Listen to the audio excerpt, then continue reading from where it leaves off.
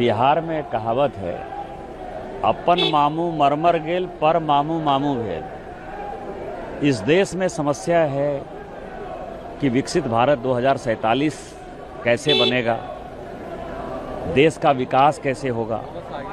माननीय प्रधानमंत्री जी उसी के लिए पूरे देश को मिशन मोड में ले जा रहे हैं।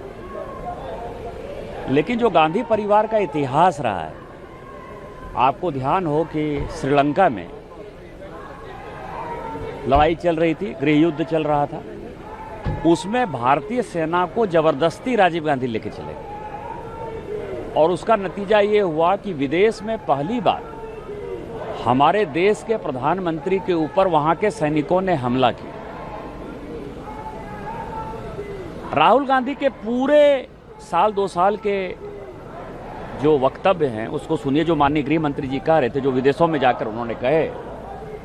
वो चाहते हैं कि सुबह जो है माननीय प्रधानमंत्री जी ट्रंप को गाली दें, दोपहर में माननीय प्रधानमंत्री जी पुतिन को गाली दें, और शाम में जो है मतलब राहुल गांधी जी चाहते हैं कि प्रधानमंत्री जी जो जिनपिंग जो राष्ट्रपति है चीन का, उसको गाली दें। इन तीनों को गाली देने के बाद इनकी आत्मा को शांति मिल जाएगी, और उसके बाद जब रूस, अमेरिका, चीन तीनों मिलकर हमारा बायकॉट कर देगा, तीनों मिलकर जब हमारे ऊपर हमला कर देगा, तो उनके कलेजे को जो है पूरी ठंडक मिलेगी। क्योंकि सोरोस का जो उनका एजेंडा है भारत को तोड़ने का, तो वो सफल हो जाएंगे उसके ऊपर।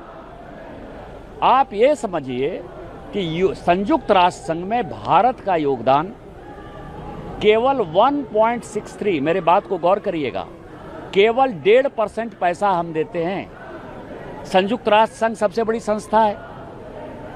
हम क्या किसी सेना में शामिल हैं? हम क्या नाटो में शामिल हैं? हम क्या किसी युद्ध में शामिल हैं?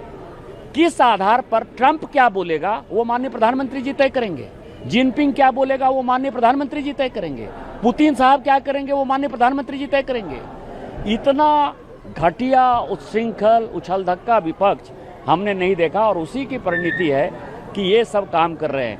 आप ये समझिए, पाकिस्तान ने 4 दिन का ऑफिस कर दिया, उसके यहाँ जो है 90% रेस्टोरेंट बंद हो गए हैं। बांग्लादेश के 95% रेस्टोरेंट बंद हो गए हैं। श्रीलंका के 98% रेस्टोरेंट बंद हो गए हैं।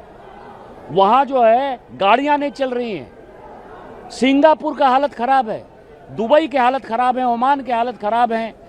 हमारे जितने पड़ोसी देश हैं सभी की हालत खराब है, इवन चीन की हालत खराब है।